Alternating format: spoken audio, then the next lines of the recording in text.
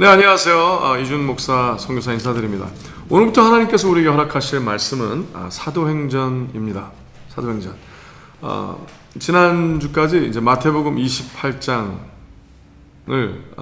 끝냈고요. 이제 마태복음 뭐 강의하려는 의도는 아니었지만 하나님께서 이 흐름을 쭉 주셨는데, 하나님께서 사도행전이 우리의 삶에 예수 그리스도를 알게 된 이후 또 예수 그리스도와 함께 십자가에 못 박혀 죽고자 작정을 한, 즉 그리스도의 길을 따르리라 작정한 자들에게 일어날 일에 대하여 하나님께서는 실질적으로 또 구체적으로 하나님께서 보여주십니다. 근데 사도행전을 보는 흐름 가운데 우리가 잘 생각하고 주셔야 될 것은, 그 안에도 제자들의 실수와 실패와 그릇된 관점과 또 하나님께서 성경 안에 사도행전이란 하나님의 거룩한 약속의 흐름에 쓰여 있지만, 쓰여진 것이 다 하나님의 뜻은 아니라는 거예요. 그 안에 사도들이 잘못하는 것들이 있고, 또 오해한 것도 있고, 또 그 오해한 것도 하나님께서 적나라하게 그냥 써내려가 주십니다. 그러면서 하나님께서 어떻게 그들의 결정과 그들의 열심이 아니라 하나님의 열심으로 모든 것을 인도하길 바라시는데, 우리가 아무리 열심을 드린다 할지라도 그것이 자기중심적인 열심이거나 부정한 열심은 하나님의 약속을 얻을 수 없다, 하나님을 경험할 수 없다라고 하나님은 계속 가리키십니다. 자, 우리의 삶의 여정, 믿는 자의 삶의 여정 가운데 내가 아무리 믿는다 하고 내가 아무리 열심을 드린다 해도 그 방향이 잘못되거나 그 목적과 이유가 하나님이 원하신 대로 부합하지 않는다면 얼마든지 삥 돌아갈 수 있고 그릇된 길로 갈 수 있다는 것을 우리가 배우고 알고, 또 더욱더 하나님의 말씀에 의거하여 또 성령 충만하고 또 하나님의 약속이 복된 삶이 온전히 이루어지는 우리 모두 되시기를 예수님으로 축복하며 기도합니다. 자, 그러한 마음으로 사도행전 들어갑니다. 사도행전 1장. 데오빌로여, 내가 먼저 쓴 글에는 무릇 예수의 행하시며 가르치시기를 시작하신부터 그의 택하신 사도들에게 성령으로 명하시고 승천하신 날까지의 일을 기록하였노라. 해 받으신 후에, 십자가죠. 또한 저희에게 확실한 많은 증거로 친히 사심을 나타내사 부활 40일 동안 저희에게 보이시며 하나님 나라의 일을 말씀하시니라. 자, 사도행전은 누가, 그렇죠? 이 누가복음을 쓴 의사 누가가 누가복음 첫 장에도 같은 데오빌로에게 얘기하는 글이 나옵니다. 혹시 잠깐 제가 읽어드릴게요. 누가복음 1장 초절의 말씀이죠. 우리 중에 이루어진 사실에 대하여 처음부터 말씀의 목격자 되고 일꾼된 자들에 전하여 준 그대로 내력을 저술하려고 붓을 둔 사람이 많은지라. 그 모든 일을 근원하여 자세히 미루어 살핀 나도 데오빌로 각하에게 차례대로 써보내는 것이 좋은 줄 알았노니 이는 각하로 그 배운 바의 확실함을 알게 하려 함이로라. 자, 의사 누가 기억나시죠? 이 바울 사도의 친서, 즉 바울 사도가 감옥에서 prison epistle, 감옥에서 이렇게 얘기한 거를 사실 이렇게 받아 쓴 자가 누가예요. 받아 쓴 자가 누가죠. 그래서 누가가 이제 그 이후에 또 그 누가복음 데오빌로에게 각하라는 그 정부의 요직에 있는 사람에게 이걸 쭉 쓴 거예요. 실제로 된 겁니다. 이것이 역사처럼 그대로. 그 대신 거기에 이 서술 방법이 굉장히 아름답고 재밌고 하나님의 성령 충만한 흐름이 있습니다. 근데 그 흐름 속에는 아까도 말씀드렸지만 그릇된 것도 써 있고요, 오해도 써 있고요, 또 여러 사람들이 예수님을 바라본 관점이 쓰여 있기도 하지만 거기에 하나님이 말씀하시고자 하는 글과 글 사이, 단어와 단어 사이, 절과 절 사이에 하나님의 마음이 거룩한 흐름이 쏟아져 내린 것이 있습니다. 그러면 이제 우리가 이 말씀을 대하는 태도가 데오빌로 각하라는 사람보다 더 위대하게 우리에게 들어올 수 있는 은혜는 우리는 예수 그리스도의 제자의 삶을 살려고 했다는 거죠. 한다는 거죠. 그렇죠? 그러니까 내가 예수님의 제자, 즉 예수님을 따르겠습니다. 예수님을 섬기고 예수님이 명하신 대로 제가 살겠습니다. 그것이 하나님의 마음인 것을 받아들이겠습니다. 라고 본다면 데오빌로가 이게 비록 데오빌로를 향해서 쓰여졌지만 그보다 훨씬 더 큰 은혜가 지금 오늘 우리에게 임할 거라고 저는 믿습니다. 하지만 누가복음과 사도행전이 그대로 연결된 한 편의 글이라는 것을 기억하시고요. 또 이것이 우리의 삶에도 그대로 복음이 들어와서 하나님의 약속의 말씀이 들어와서 우리가 말씀으로 살아나 그리스도의 십자가의 역사, 죽음까지 예수님이 나를 위해서 죽으셨습니다 로만 끝난다면 온전치 않은 거예요. 우리의 삶이 그리스도의 행전, 사도행전이 되어야 됩니다. 예수님과 같이 동행하는 삶이 돼야만 비로소 하나님의 약속이 임하는 사건이 일어나는 거죠. 하지만 그 가운데서도 사도행전을 보면 이제 제자들이 잘못 생각하고 움직이는 것도 있었다는 것을 기억하시고 잘 분별하셔야 돼요. 하나님의 말씀 성경 안에 있다고 그래서 다 하나님의 뜻만 적혀 있는 것이 아니라 반대하는 자들의 생각도 들어가 있고 사단의 생각도 들어가 있고 또 이제 그릇된 제자들의 생각과 욕심도 들어가 있어요. 그래서 그거를 잘 보고 하나님의 성령에 이끌려 온전한 진리가 심겨지고 또 자라고 열매 맺고 온전케 되는 일이 일어나길 바랍니다. 자, 계속 읽어드릴게요. 사도와 같이 모이사 저에게 분부하여 가라사대, 예수님께서 그러신 거죠. 예루살렘을 떠나지 말고 내게 들은 바 아버지의 약속하신 것을 기다리라. 요한은 물로 세례를 베풀었으나 너희는 몇 날이 못되어 성령으로 세례를 받으리라 하셨느니라. 저희가 모였을 때 예수께 묻자고 가로되 주께서 이스라엘 나라를 회복하심이 이때니이니까 하니 가라사대 때와 기한은 아버지께서 자기의 권한에 두셨으니 너희의 알 바 아니요. 와우. 자, 제자들이 예수님이 이제 십자가 달실 때는 다 도망갔어요. 이제 가룟 유다만 뉘우치고 이제 돌아와서 내가 대신 내가 의로운 선생을 내가 잘못 가문이설로 그렇죠?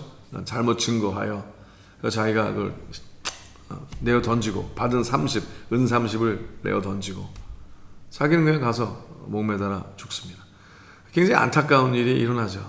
근데 이제 그 일에 대하여 예수님은 긍휼히 표현을 하셨지만 제자들은 그거에 대해서 굉장히 이렇게 악한 자로 몰아갔고 또 그렇게 결론이 났어요. 근데 그런 상황에서 예수님은 죽으신 것만이 아니라 부활하셔서 찾아오신 거죠. 그래서 이제 제자들에게 왜 일이 이렇게 이루어져야 됐던가를 쭉 설명을 하십니다. 40일 동안 나타나셔서 계속 실제로 그들에게 예수님의 그 흔적, 십자가의 흔적을 만지기도 하시고 유다의 그 안타까운 그 사실 이후에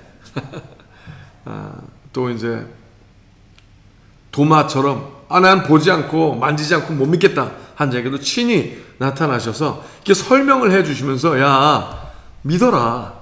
하지만 이제부터 시작인 거를 가르쳐 주세요. 근데 이걸 설명하는데 제자들은 아직도 관심이 자기들이 계속 오해했던 것에 관심이 있는 거예요. 그게 뭐예요? 이스라엘 나라의 회복이라는 거예요. 독립, 그 나라의 독립. 잃어버렸던 다윗 왕의 그 영광. 또 이제 본인들이 이제 그러면 예수님이 돌아오셨으니까 이제는 예수님이 왕중왕이시니까 이제는 다시 되찾아야죠. 다시 우리가 군림해야죠. 이렇게. 그래서 질문을 한 거예요.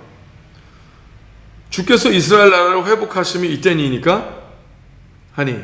근데 예수님이 대답이 재밌죠. 때와 기한은 회복은 확실히 하나님이 회복하시지. 근데 그거는 아버지께서 하실 일이고 아버지의 권한이야. 네가 알 게 아니야. 넌 아직도 네 생각만 하는구나. 이 얘기를 하시는 거예요. 너의 알 바 아니오. 너의 알 바 아니오. 하나님은 반드시 약속을 다 지키셔.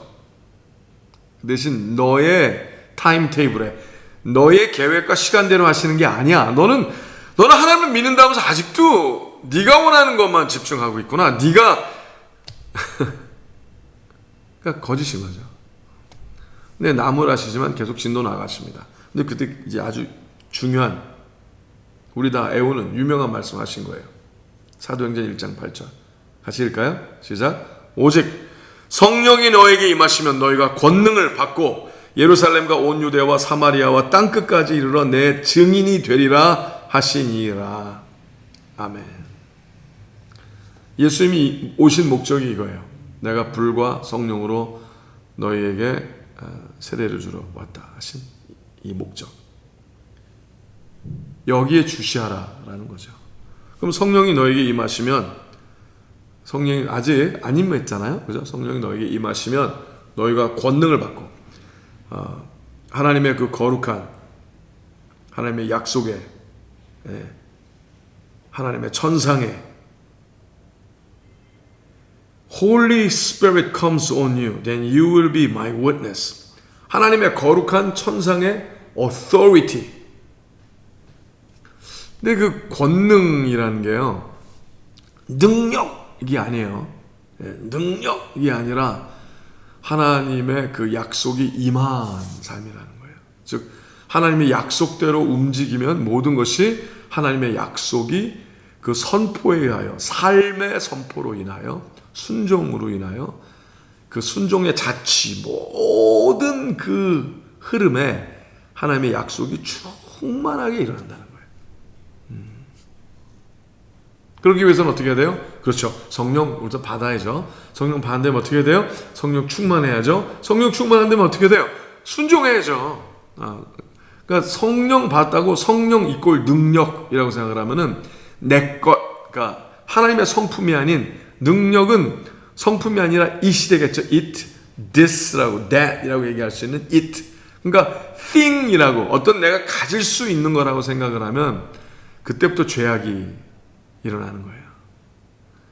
권능은 내게 있는 것이 아니라 여호와 하나님 아버지께 있고요.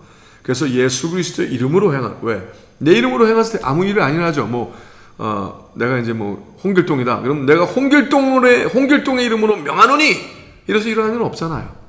예수 그리스도의 이름으로 명하는 거죠. 그러면 모든 권세와 능력은 예수 그리스도께, 하나님 아버지께서 하늘과 땅의 권세를 예수님에게 주신 거예요. 그럼 우리는 예수님의 뜻대로, 예수님이 원하신 대로 순종하고 나아갈 때 하나님 아버지와 예수님이 원하신 일이 일어나는 거죠. 우리의 나라를 세우는 게 아니에요. 성령 충만함으로 내가 원하는 게 이루어지는 게 아니고 내가 힘이 생기는 게 아니에요. 제자들이 이제 계속 이 일에 헷갈리기 시작하고 또 회개하고 돌아와서 또 하나님께서 또 이런 일이 사도행전에서 계속 일어납니다. 오늘도 많은 사람들이 헷갈려하죠. 성령이 자기에게 임하면은 자기가 권능이라는 게 자기 능력, 권세 이렇게 착각하는 이단들도 많고 이상한 부류들이 많아요. 자, 그 죄를 짓지 않고, 그래서 사도행전이 중요해요. 사도행전 흐름 가운데 하나님께서 그 순종치 아니하는 자, 제자들이라 할지라도 순종치 아니하면 하나님께서 촛대를 옮기시는 사건이 일어나는 것을 보여주십니다. 가르쳐 주시죠. 그리고 12제자가 그들이 12이라고 넘버에 집착할 때 하나님께서는 그와 전혀 상관이 없이 새로운 제자, 새로운 그리스도의 용맹한 제자들을 하나님께서 세우시고 하나님께서 원하신 대로 순종하는 자 중심으로 움직여 나아가십니다. 누구 중심으로요? 네, 순종하는 자. 그래서 우리도 순종하는 자가 되기를 바랍니다. 자, 계속 나아갈까요? 자, 성령이 너에게 임하시면 권능을 받고, 자, 예루살렘. 그러니까 예루살렘이란 이 흐름이 제자들이 생각할 때는 예수님이 분명히 40일 동안 설명을 쭉 하셨을 텐데 예루살렘에 대해서 온전히 이해를 못합니다. 그들이 생각하는 예루살렘은 지리학적 예루살렘이라고만 생각을 했어요. 계속 예루살렘이 있으니까, 예루살렘, 유대 사마리아 땅끝. 근데 이제 계시록 21장에 나중에 요한이, 제자 중에 하나 요한이 반모섬에 유배당하게 되죠. 근데 그때 이제 하나님께서 진정한 예루살렘의 흐름을 다시 한번 설명해 주시죠. 근데 이 자리에서도 분명히 제자들에게 40일 동안 나타나셔서 왜 이렇게 됐는지, 왜 일이 일어나야만 했는지 쭉 설명을 하셨다고 그랬거든요. 근데 그 기록이 제대로 있지는 않습니다. 그것도 뭐 하나님의 계획이신 것 같아요. 그래서 오직 성령이 충만한 자들이 성령에 이끌려 나아가면서 그 일을 온전히 배울 수 있게 하셨다고 전 봐요. 들어도 다 기억 못했을 거예요.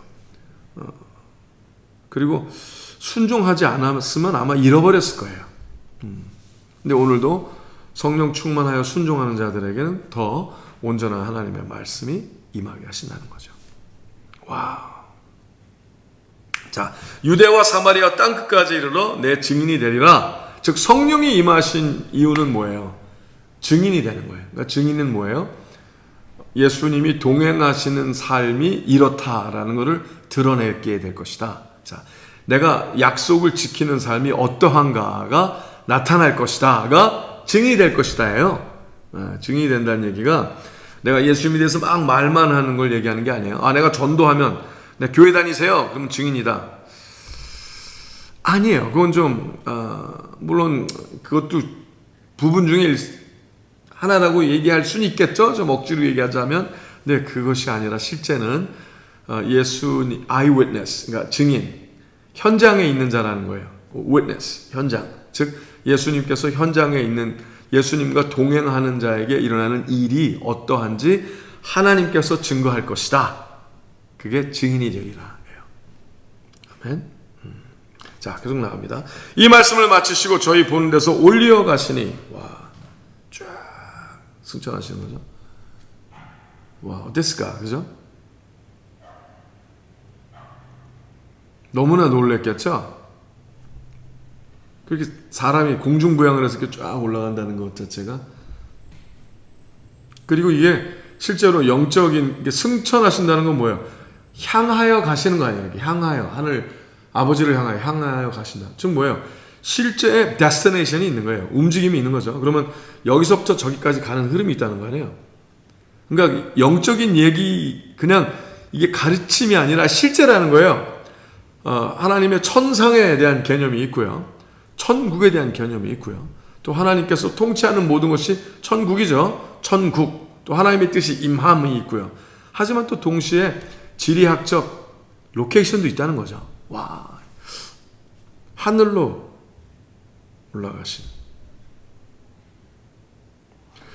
올라가시니 구름이 저를 가리워 보이지 않게 하더라. 쫙 계속 본 거예요. 쫙. 와, 너무 놀랐을 거예요.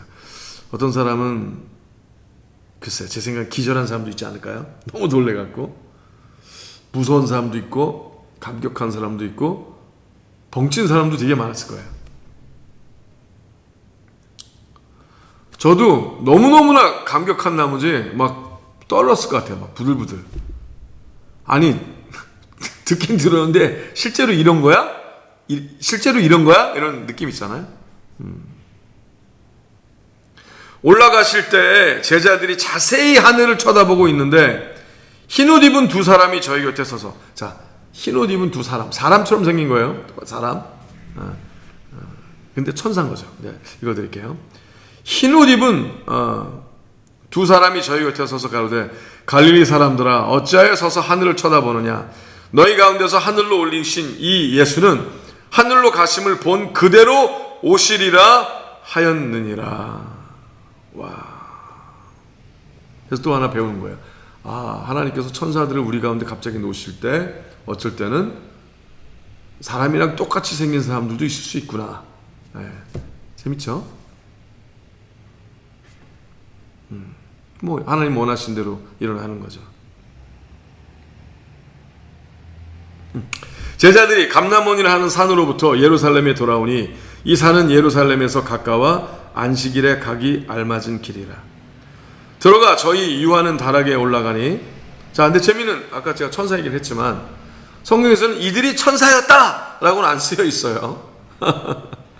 하지만 하나님께서는 알만한 자는 알만하게 그냥 이렇게 거기까지만 얘기하고 진도 나가시는 거죠. 나중에 또 보아서 압니다.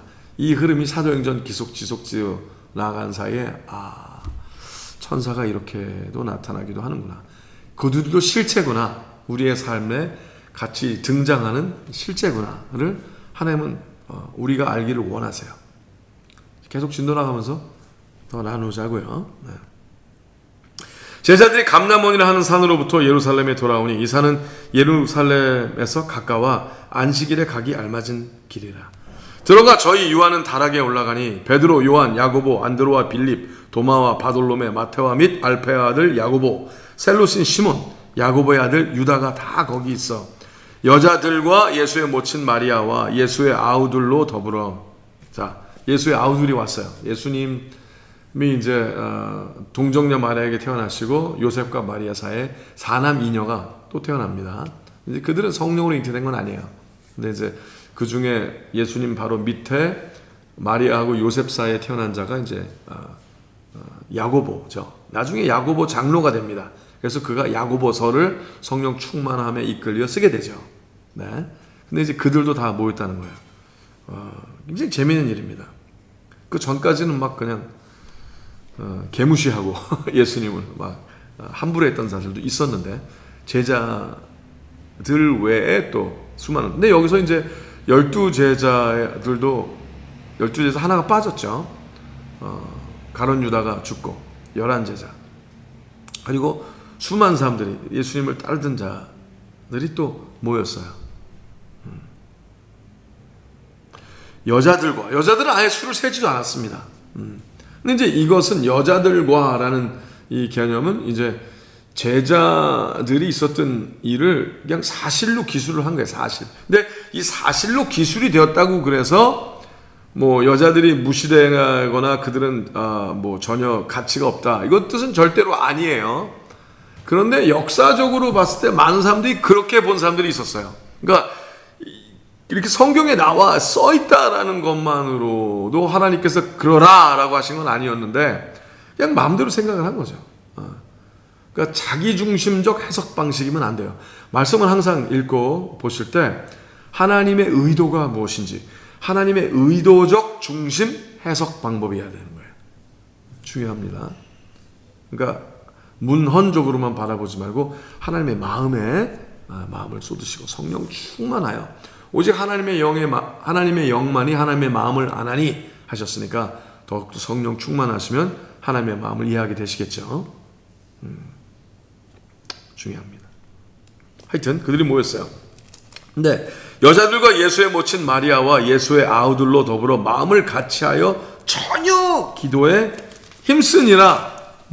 모인 무리의 수가 한 120명이나 되더라.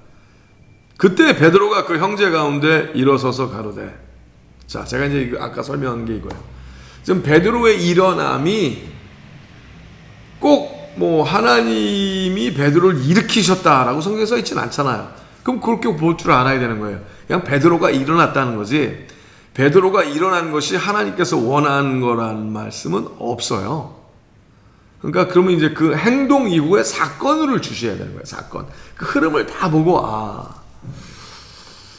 그때 그 일이 하나님이 원하셨던 일인가를 분별해야 되는 거예요. 이것이 우리의 할 일인 거예요. 제자된 자들로서.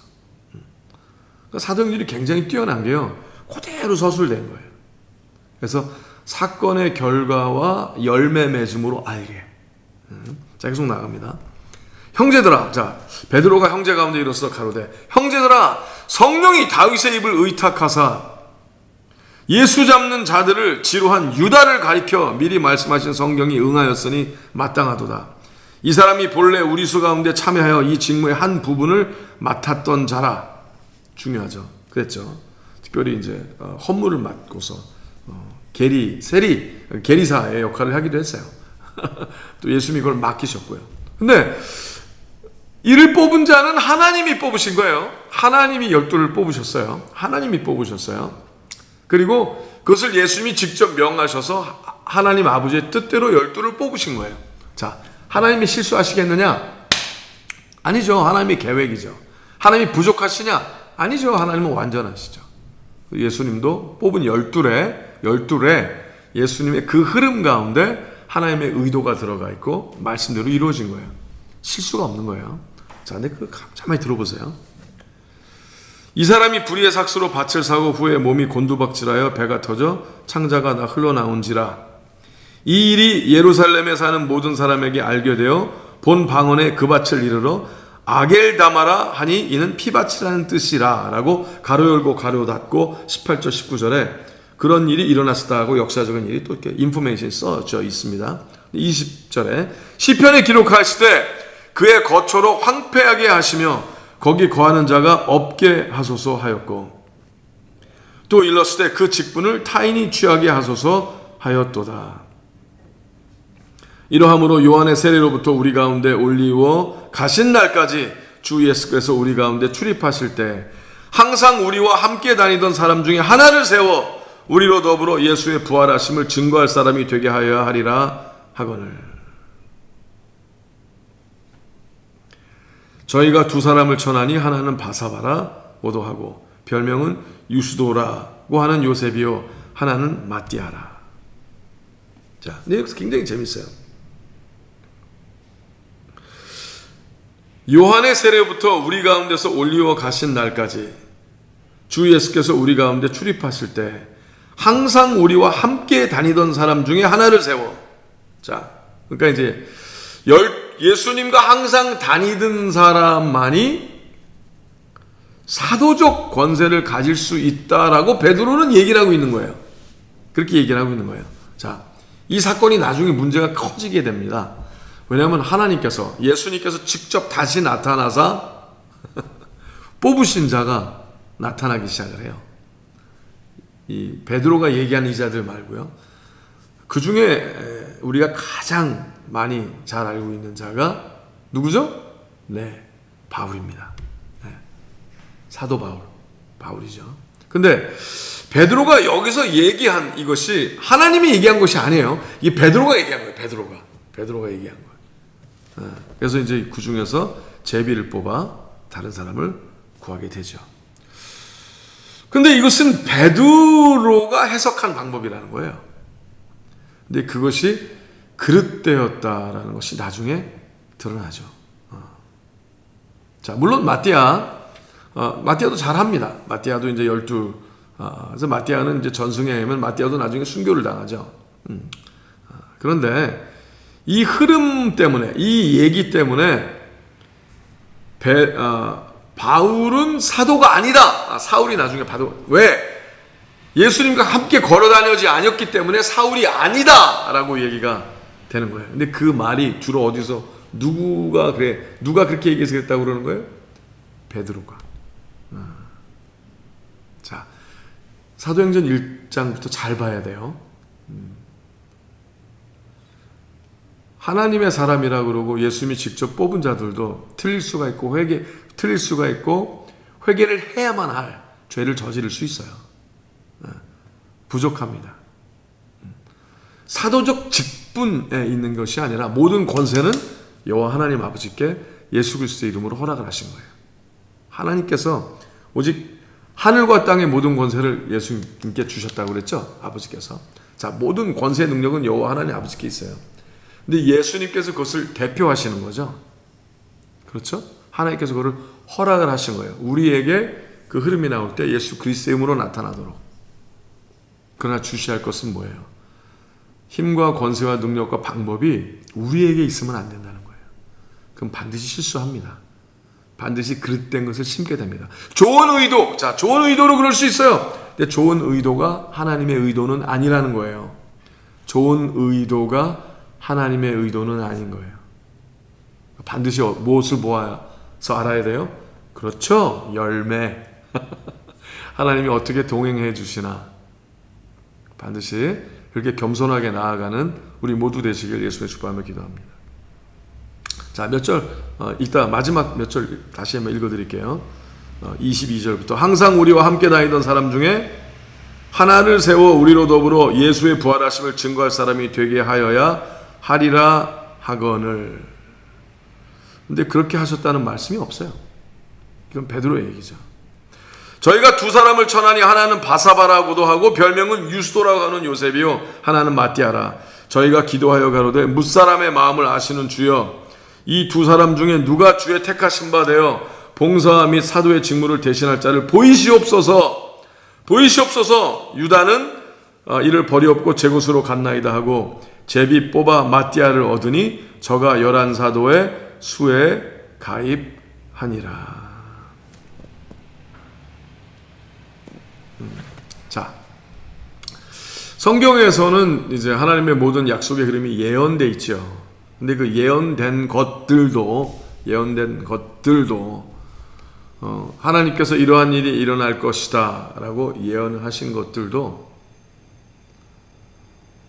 그러면은 그것이 필연적으로 일어나야만 했던 거니까 다 하나님이 원하시는 거냐 이렇게 얘기할 수 있어요. 근데 참 재밌어요. 하나님은 우리에게 이렇게 얘기하셨죠. 하나님께서 원하시는 것은 모든 영혼이 구원을 받는 거라 하셨어요. 아멘입니까? 누구든지 다 구원을 받길 바라시는 것이 하나님이 원하시는 거예요. 근데 누구든지 다 구원을 받지 못하죠. 근데 그것은 하나님이 원하시는 거예요.